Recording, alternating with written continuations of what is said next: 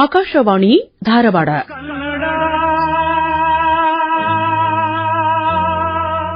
ರೋಮಾಂಚನವೀ ಕನ್ನಡ, ಕಸ್ತೂರಿ ನುಡಿದು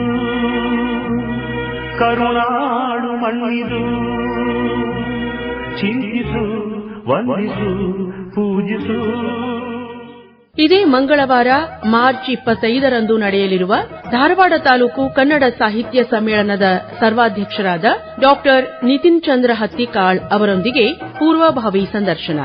ಜೊತೆಗೆ ಭಾಗವಹಿಸಿದ್ದಾರೆ ತಾಲೂಕು ಸಾಹಿತ್ಯ ಪರಿಷತ್ ಅಧ್ಯಕ್ಷ ಮಹಾಂತೇಶ್ ನರೇಗಲ್. ಕಾರ್ಯಕ್ರಮ ಪ್ರಸ್ತುತಿ ಶರಣಬಸವ ಚೋಳಿ.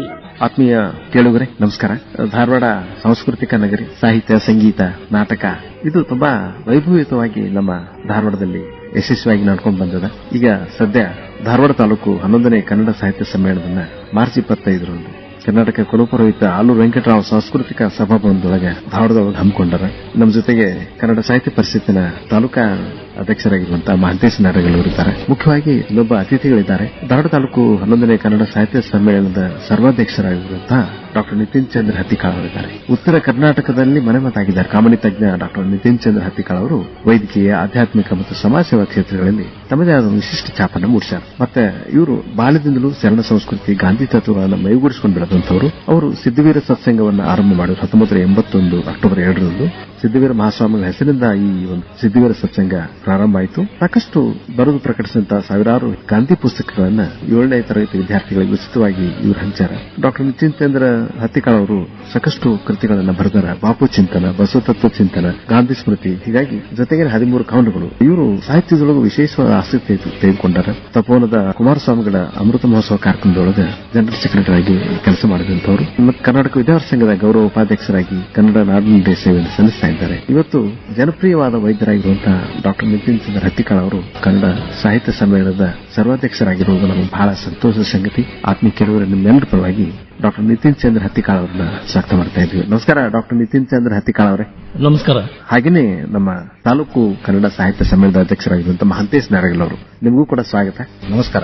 ಡಾ ನಿತಿನ್ ಚಂದ್ರ ಹತ್ತಿಕಾಳ್ ಅವರೇ, ಈ ಸಂದರ್ಭದೊಳಗೆ ಧಾರವಾಡ ನೆಲದ ಗುಣದ ಬಗ್ಗೆ ಮತ್ತು ತಾವು ಒಬ್ಬ ವೈದ್ಯರಾಗಿ ಒಂದು ಚಮತ್ಕಾರ ಮಾಡುವಂತದಿರಬಹುದು, ಅನುಭಾವಿಕರಾಗಿ ಒಂದು ಸತ್ಸಂಗವನ್ನು ಮಾಡುವಂತದಿರಬಹುದು, ಮತ್ತೆ ತುಂಬಾ ಜನಪ್ರಿಯ ವೈದ್ಯರು, ಕನ್ನಡ ಸಾಹಿತ್ಯದೊಳಗೆ ತಾವು ಆಸಕ್ತಿ ತೆಗೆದುಕೊಂಡು ಈಗ ಸರ್ವಾಧ್ಯಕ್ಷರಾಗಿರುವುದು ನಮ್ಗೆ ಬಹಳ ಸಂತೋಷ ಇದೆ. ಈ ಸಂದರ್ಭದೊಳಗೆ ನಮ್ಮ ಒಂದು ಪ್ರೀತಿಯ ಅನಿಸಿಕೆಗಳು ಏನಿರಬಹುದು?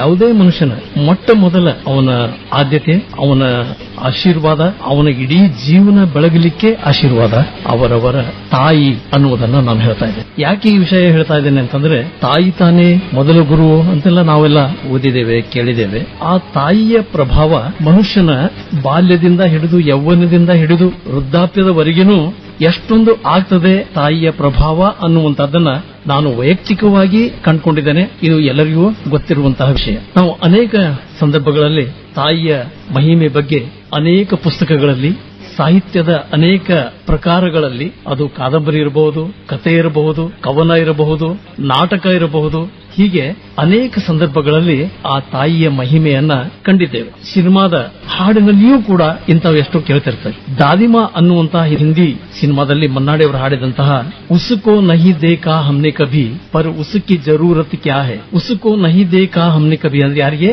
ದೇವರಿಗೆ. ಉಸ್ಕೋ ನಹಿ ದೇಖಾ ಹಮ್ನೆ ಕಭಿ ನೋಡೇ ಇಲ್ಲ, पर उसकी जरूरत क्या है? ऐ माँ तेरी सूरत से अलग भगवान की सूरत क्या होगी? ನಿನ್ನ ಆಶೀರ್ವಾದದ ಎದುರಿಗೆ ಇನ್ಯಾವ ಆಶೀರ್ವಾದ ಬೇಕು ನಮಗೆ ಅನ್ನುವಂತಹ ಹಾಡನ್ನ ಅವರು ಹಾಡಿದ್ರು. ಇಂತಹ ಅನೇಕ ಸಂದರ್ಭಗಳಲ್ಲಿ ನಾವು ಕೇಳಿದ್ವಿ. ರವೀಂದ್ರನಾಥ್ ಟಾಗೋರ್ ಅವರು ತಮ್ಮ ಒಂದು ಕವಿತೆಯಲ್ಲಿ ಹೇಳ್ತಾರೆ, life should be A celebration. ಜೀವನ ಒಂದು ಹಬ್ಬ ಆಗಬೇಕು. ಕೆಲವರು ಪಾಶ್ಚಾತ್ಯರು ಅದಕ್ಕೆ ಹೇಳ್ತಿದ್ರು ಲೈಫ್ ಈಸ್ ಎ ಬ್ಯಾಟಲ್ ಅಂತ ಹೇಳಿ. ಇದಕ್ಕೆ ನಾವು ಒಪ್ಪೋದಿಲ್ಲ.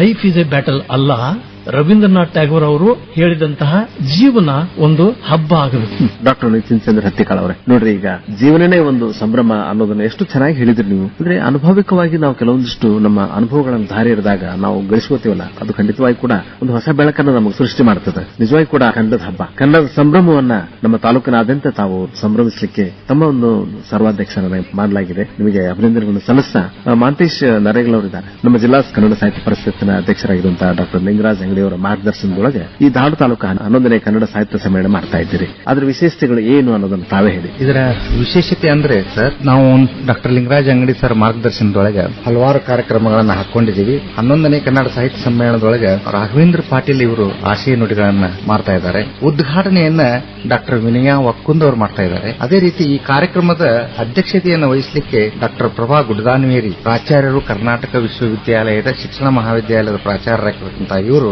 ಅಧ್ಯಕ್ಷತೆಯನ್ನು ವಹಿಸ್ತಾ ಇದ್ದಾರೆ. ಅದೇ ರೀತಿ ಒಂದು ಸಂಕೀರ್ಣ ಗೋಷ್ಠಿಯನ್ನ ನಾವು ಆಯೋಜನೆ ಮಾಡಿದ್ದೀವಿ. ಸಂಕೀರ್ಣ ಗೋಷ್ಠಿಯಲ್ಲಿ ಇದು ಆರೋಗ್ಯ ಕುರಿತು ಒಂದು ಉಪನ್ಯಾಸವನ್ನ ಇಟ್ಟಿದ್ದೇವೆ. ಇದನ್ನ ಡಾಕ್ಟರ್ ರಾಜನ್ ದೇಶಪಾಂಡೆ ಅವರು ವೈದ್ಯ ಸಾಹಿತಿಗಳು ಇವರು ನೆರವೇರಿಸ್ತಾ ಇದ್ದಾರೆ. ಅದೇ ರೀತಿ ಒಂದು ಕೃಷಿ ಕುರಿತು ಉಪನ್ಯಾಸವನ್ನು ಇಟ್ಟಿದ್ದೇವೆ. ಅದನ್ನ ಡಾಕ್ಟರ್ DN ಕಂಬ್ರೇಕರ್ ಅಂತ ಹೇಳಿ ಹಿರಿಯ ವಿಜ್ಞಾನಿಗಳು ಮತ್ತು ಮುಖ್ಯಸ್ಥರು ಕೃಷಿ ವಿಜ್ಞಾನ ಕೇಂದ್ರ ಧಾರವಾಡ ಇವರು ವಹಿಸ್ತಾ ಇದ್ದಾರೆ. ಇದರ ಅಧ್ಯಕ್ಷತೆಯನ್ನ ಡಾಕ್ಟರ್ ವಿಜಯಲಕ್ಷ್ಮಿ ಅಮ್ಮಿನಬಾವಿ ನಿವೃತ್ತ ಪ್ರಾಧ್ಯಾಪಕರು, ಕರ್ನಾಟಕ ವಿಶ್ವವಿದ್ಯಾಲಯ ಇವರು ವಹಿಸ್ತಾ ಇದ್ದಾರೆ. ಕನ್ನಡ ನಾಡು ನುಡಿಯ ಗೀತೆಗಳನ್ನ ಪ್ರಸ್ತುತ ಪಡುವಂತಹ ವ್ಯವಸ್ಥೆ ಇದೆ. ಕವಿಗಳು ಕವಿಗೋಷ್ಠಿಯಲ್ಲಿ ಭಾಗವಹಿಸ್ತಾ ಇದ್ದಾರೆ. ವಿಶೇಷವಾದ ವಿಭಿನ್ನವಾದ ಸಾಂಸ್ಕೃತಿಕ ಕಾರ್ಯಕ್ರಮಗಳನ್ನು ಸಹಿತ ನಾವು ಕವಿಗೋಷ್ಠಿ ಅಧ್ಯಕ್ಷೆಯನ್ನ ಡಾಕ್ಟರ್ ನರಸಿಂಹ ಪರಾಂಜಪಿ ಅವರು ವಹಿಸ್ತಾ ಇದ್ದಾರೆ. ಅದರ ಆಶಯ ನುಡಿಯನ್ನ ಡಾಕ್ಟರ್ ಎ ದರ್ಗಾ ಅವರು ಮಾಡ್ತಾ ಇದ್ದಾರೆ. ಬಹಳ ಸಂತೋಷ. ದಯವಿಟ್ಟು ಕಾರ್ಯಕ್ರಮವನ್ನು ಬಹಳ ಯಶಸ್ವಿ ಮಾಡಲಿಕ್ಕೆ ತಮ್ಮ ಆಕಾಶವಾಣಿಯವರು ಸಹಿತ ಸಹಾಯ ಸಹಕಾರ ನೀಡಿದ್ದಕ್ಕೆ ನಾನು ತಾಲೂಕಾ ಕನ್ನಡ ಸಾಹಿತ್ಯ ಪರಿಷತ್ತು ಮತ್ತು ಜಿಲ್ಲಾ ಕನ್ನಡ ಸಾಹಿತ್ಯ ಪರಿಷತ್ ವಂದನೆಗಳನ್ನ ಸಲ್ಲಿಸುತ್ತೇನೆ. ಬಹಳ ಸಂತೋಷ. ಅಂದ್ರೆ 25ನೇ ತಾರೀಕು ಮಂಗಳವಾರ ಈ ಕಾರ್ಯಕ್ರಮ ತುಂಬಾ ಯಶಸ್ವಿಯಾಗಿ ಡಾಕ್ಟರ್ ಮಲ್ಲಿಕಾರ್ಜುನ್ ಮನ್ಸೂರ್ ಮಹಾವೇದಿಕೆ, ಡಾಕ್ಟರ್ ಗುರ್ಲಿಂಗ್ ಕಾಪ್ಸೆ ಸಭಾಭವನ, ಪ್ರೊಫೆಸರ್ MI ಸೌದತ್ತಿ ಮಹಾದ್ವಾರ, ಇದನ್ನ ಕರ್ನಾಟಕ ಕುಲಪುರೋಹಿತ ಆಲೂರು ವೆಂಕಟ ಸಾಂಸ್ಕೃತಿಕ ಸಭಾಭವನದೊಳಗೆ ಇವೆಲ್ಲ ವೇದಿಕೆಗಳಂತ ಮಾಡ್ಕೊಂಡಿದ್ದೀರಿ. ನಿಮಗೆ ಶುಭವಾಗಲಿ. ಕನ್ನಡ ನುಡಿ ಜಾತ್ರೆಗೆ ಬಹಳ ಎಲ್ಲರನ್ನೂ ಆಮಂತ್ರಿಸ್ತಾ ಇದ್ದೀರಿ. ಅಭಿನಂದನೆಗಳು. ಡಾಕ್ಟರ್ ನಿತಿನ್ ಚಂದ್ರ ಹತ್ತಿಕಾಳ್ ಅವರೇ, ತಾವು ಈ ಸಮ್ಮೇಳನ ಸರ್ವಾಧ್ಯಕ್ಷರಾಗಿರೋದು ಬಹಳ ಸಂತೋಷ. ಈ ಸರ್ವಾಧ್ಯಕ್ಷರಾಗಿ ತಾವು ಈ ಕನ್ನಡ ಭಾಷೆಯ ಸಿರಿತನಕ್ಕೆ ಹೇಗೆ ತಮ್ಮ ಒಂದು ಕಾಣಿಕೆ, ಯಾಕಂದ್ರೆ ತಾವು ಸಾಕಷ್ಟು ಗಾಂಧೀಜಿ ಅವರ ಬಗ್ಗೆ ಒಲವುಗಳನ್ನ ಹೊಂದಿದಂತವರು, ತಾವು ಪದ್ಯಗಳನ್ನು ಕೂಡ ಬರೆದಿರಿ. ಸಾಕಷ್ಟು ಜನಜನಿತರಾಗಿ ಗಾಂಧಿ ವಿಚಾರಗಳು ಜನಮಾನಸದಲ್ಲಿ ಒಂದು ಸರಳ ಜೀವನಕ್ಕೆ ಒಂದು ಮಾದರಿಯಾಗಿ ಬರಬೇಕು ಅಂತ ತಾವು ಆಶಿಸಿದವರು. ಈ ಗಾಂಧಿ ವಿಚಾರಧಾರೆ, ಗಾಂಧಿ ಸ್ಮೃತಿ ಕುರಿತಂತೆ ಒಟ್ಟಾರೆಯಾಗಿ ಕನ್ನಡ ಸಾರಸ್ವತ ಲೋಕಕ್ಕೆ ತಾವು ನೀಡಿದ ಕಾಣಿಕೆ ಬಗ್ಗೆ ಒಂದೆರಡು ಪ್ರೀತಿ ಮಾತುಕೊಂಡು ಹೇಳ್ಬೋದಾ ಡಾಕ್ಟರ್ ನಿತಿನ್ ಚಂದ್ರ ಹತ್ತಿಕಾಳ್ ಅವರೇ? ನಾನು ಚಿಕ್ಕಂದಿನಿಂದಲೂ ಅನೇಕ ಕವಿಗಳ ನಮ್ಮ ಧಾರವಾಡದವರೇ ಆದಂತಹ ಬೇಂದ್ರೆ ಅವರು, ಕುವೆಂಪು ಅವರು, ಅನ ಕೃಷ್ಣರಾಯರು, ಕಾದಂಬರಿಗಳನ್ನ ನೀಡಿದಂತಹ MG ಇಂದಿರಾ ಅವರು, ಆಧ್ಯಾತ್ಮದ ಹೊನಲನ್ನೇ ಹರಿಸಿದಂತಹ DV ಗುಂಡಪ್ಪನವರು, ಅಷ್ಟೇ ಏಕೆ 12ನೇ ಶತಮಾನದ ಬಸವಣ್ಣನವರು ವಚನ ಸಾಹಿತ್ಯ ಅನ್ನುವಂತಹ ಅದನ್ನ ಕನ್ನಡಕ್ಕೆ ನೀಡಿದ್ರು. ಅದು ಇವತ್ತಿಗೂ ಯಾವುದಕ್ಕೂ ಸಮಾನವಾಗುವುದಿಲ್ಲ. ಅದರ ಬೆಲೆ ಯಾವಾಗಿದ್ರೂ ಹೆಚ್ಚಾಗ್ತಾನೆ ಹೋಗುವಂತದ್ದು ಇರೋದು. ಅದೇ ರೀತಿ 16ನೇ ಶತಮಾನದಲ್ಲಿ ಸರ್ವಜ್ಞ ಕೂಡ ಇಂತಹ ಅನೇಕ ಸಾಹಿತ್ಯದ ರಚನೆಗಳನ್ನ ನಮಗ ನೀಡಿ ನಮ್ಮನ್ನೆಲ್ಲರನ್ನೂ ಅವರು ಪಾವನವಾಗಿ ಮಾಡಿದ್ದಾರೆ. ಇಂತಹ ಕಾರ್ಯಕ್ರಮವನ್ನ ಅಂದ್ರೆ ಈಗ 25ನೇ ಮಾರ್ಚ್ ನಡೆಯುವಂತಹ ಸಾಹಿತ್ಯ ಸಮ್ಮೇಳನವನ್ನ ಹೇಗೆ ನಾವು ಒಂದು ವ್ಯವಸ್ಥಿತವಾಗಿ ನಡೆಸಬೇಕು, ಏನೇನು ವ್ಯವಸ್ಥೆಗಳನ್ನ ಮಾಡಬೇಕು ಅನ್ನುವಂತಹದ್ದನ್ನ ನಾನು ಜಿಲ್ಲಾ ಸಾಹಿತ್ಯ ಪರಿಷತ್ತಿನ ಅಧ್ಯಕ್ಷರಾದಂತಹ ಲಿಂಗರಾಜ್ ಅಂಗಡಿ ಅವರ ಜೊತೆಗೆ ವಿಚಾರ ಮಾಡಿದಾಗ, ಅಲ್ಲದೆ ಮಹಾಂತೇಶ್ ನರೇಗಲ್ ಅವರು ಅವರನ್ನು ವಿಚಾರ ಮಾಡಿದಾಗ ಸಮ್ಮೇಳನವನ್ನ ಹೇಗೆ ವ್ಯವಸ್ಥಿತವಾಗಿ ಮಾಡಬೇಕು ಅನ್ನುವಂತ ವಿಚಾರ ಮಾಡಿದಾಗ ಚಿಂತೆ ಇರೋದೇನೆ. ಯಾರಿಗೆ ಚಿಂತೆ ಇಲ್ಲ, ಯಾರು ಆ ಒಂದು ಕಾರ್ಯದಲ್ಲಿ ಅತೀವವಾಗಿ ಅದರಲ್ಲಿ ಅಭಿರುಚಿಯನ್ನ ಹೊಂದಿರ್ತಾರೋ ಅವ್ರಿಗನ್ಕೂ ಇನ್ನೂ ಚಿಂತೆ ಹೆಚ್ಚಿಗೆನೇ ಇದ್ದೇ ಇರ್ತದೆ. ಈ ಚಿಂತೆ ಅಂತ ಅಂದ್ಕೊಳ್ಳೆ ನನಗೆ ಬಸವಣ್ಣವರ ಒಂದು ವಚನ ನೆನಪಾಗ್ತಾ ಇದೆ. ಚಕೋರಂಗೆ ಚಂದ್ರಮನ ಬೆಳಗಿನ ಚಿಂತೆ, ಚಕೋರಂಗೆ ಚಂದ್ರಮನ ಬೆಳಗಿನ ಚಿಂತೆ, ಅಂಬುಜಕ್ಕೆ ಭಾನುವಿನ ಉದಯದ ಚಿಂತೆ,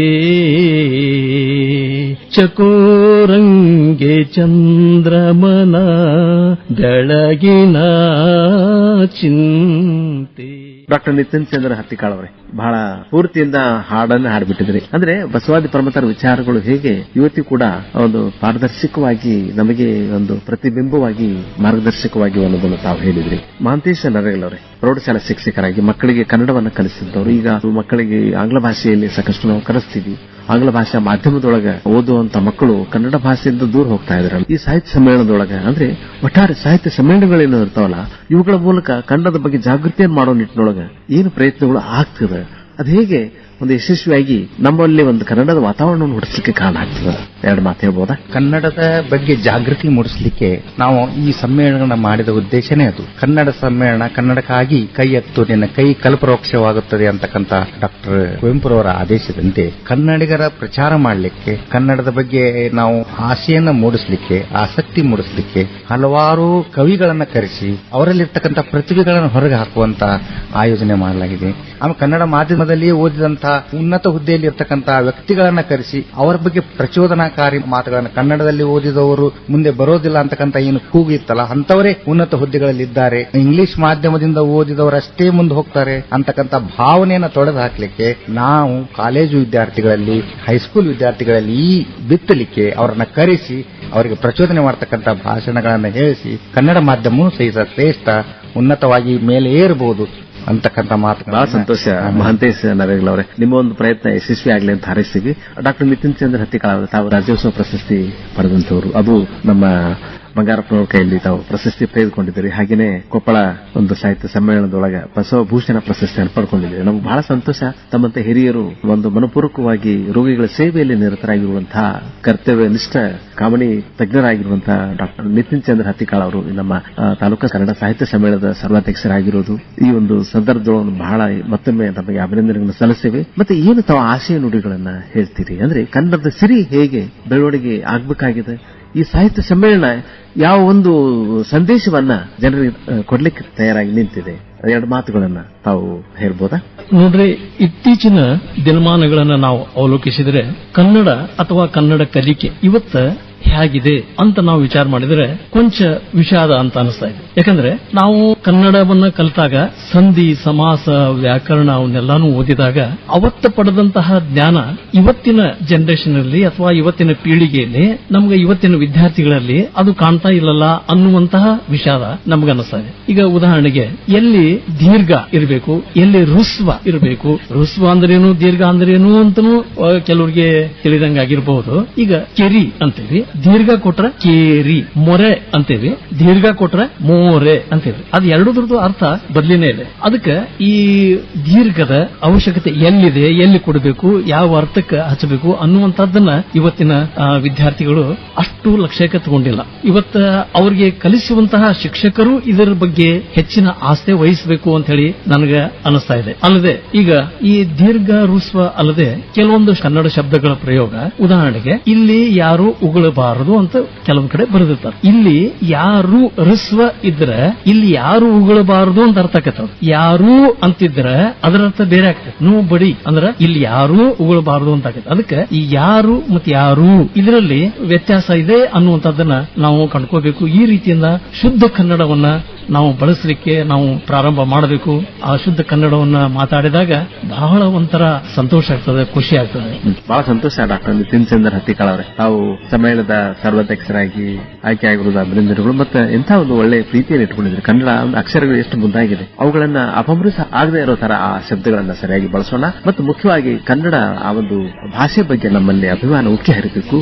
ನಾವು ಯಾವುದೇ ಭಾಷೆಯಲ್ಲಿ ನಾವು ಶಿಕ್ಷಣ ತೆಗೆದುಕೊಂಡ್ರು ಕೂಡ ಮನೆಯಲ್ಲಿ ಕನ್ನಡ ಭಾಷೆಯನ್ನು ಮಾತಾಡ್ತೀವಿ. ಕನ್ನಡ ಭಾಷೆಯ ನಮ್ಮ ಪ್ರೀತಿ ಎಂದಿಗೂ ಬತ್ತೋದು ಬೇಡ, ಎಂದಿಗೂ ಕಡಿಮೆ ಆಗೋದು ಬೇಡ. ಹಾಗೇನೆ ಕನ್ನಡ ಪುಸ್ತಕದ ಓದು ಕೂಡ ನಮಗೆ ಬಹಳ ಅವಶ್ಯಕತೆ ಇದೆ. ಪುಸ್ತಕ ಹೇಳ್ತದೆ, ನಾನು ತಲೆ ತಗ್ಗಿಸಿ ನನ್ನನ್ನು ನೋಡು, ನಾನು ತಲೆ ಎತ್ತುವಂತೆ ಮಾಡುತ್ತೇನೆ ಅಂತ ಹೇಳಿ. ಹಾಗೆ ನಮ್ಮ ಎಲ್ಲರಲ್ಲಿ ಕೂಡ ಸಾಹಿತ್ಯ ಸಂಸ್ಕೃತಿ ಬೆಳೆದು ಬರಲಿ ಅಂತ ಆಸೆ ಮಾಡ್ತೀವಿ. ಡಾಕ್ಟರ್ ನಿತಿನ್ ಚಂದ್ರ ಹತ್ತಿಕಾಳ ಅವರೇ, ಧಾರವಾಡ ತಾಲೂಕು 11ನೇ ಕನ್ನಡ ಸಾಹಿತ್ಯ ಸಮ್ಮೇಳನದ ಸರ್ವಾಧ್ಯಕ್ಷರಾಗಿ ಆಯ್ಕೆಯಾಗಿ ತಾವು ನಮ್ಮ ಜೊತೆಗೆ ಬಂದು ಪೂರ್ವಾವಲೋಕನದಲ್ಲಿ ಭಾಗವಹಿಸಿದ್ರಿ. ನಿಮಗೆ ಪೂರಕ ಅಭಿನಂದನೆಗಳು, ಧನ್ಯವಾದಗಳು. ಹಾಗೇನೆ ಮಹಾಂತೇಶ ನರೇಗಲ್ ಅವರೇ, ತಾವು ತಾಲೂಕಾ ಸಾಹಿತ್ಯ ಪರಿಷತ್ತಿನ ಅಧ್ಯಕ್ಷರಾಗಿ ನೀವು ಈ ಒಂದು ಕಾರ್ಯಕ್ರಮವನ್ನು ಯಶಸ್ವಿಯಾಗಿ ಮಾಡಿ ಕನ್ನಡದ ಕಂಪನ್ನ ಎಲ್ಲೆಡೆ ಹರಡುವಲ್ಲಿ ಆ ತಾಲೂಕಿನಲ್ಲಿ ಒಂದು ವಿಜೃಂಭಣೆಯಿಂದ ಈ ಸಾಹಿತ್ಯ ಸಮ್ಮೇಳನ ಆಗಲಿ ಅಂತ ಹಾರೈಸ್ತೀವಿ. ನಮ್ಮೆಲ್ಲ ಆತ್ಮೀಯ ಕೆಲವು ಪರವಾಗಿ ತಮಗೆ ಹೃತ್ಪೂರ್ವಕ ಧನ್ಯವಾದಗಳು. ಮಹಾಂತೇಶ ನರೇಗಲ್ ಅವರೇ, ಡಾಕ್ಟರ್ ನಿತಿನ್ ಚಂದ್ರ ಹತ್ತಿಕಾಳ ಅವರೇ, ನಮಸ್ಕಾರ.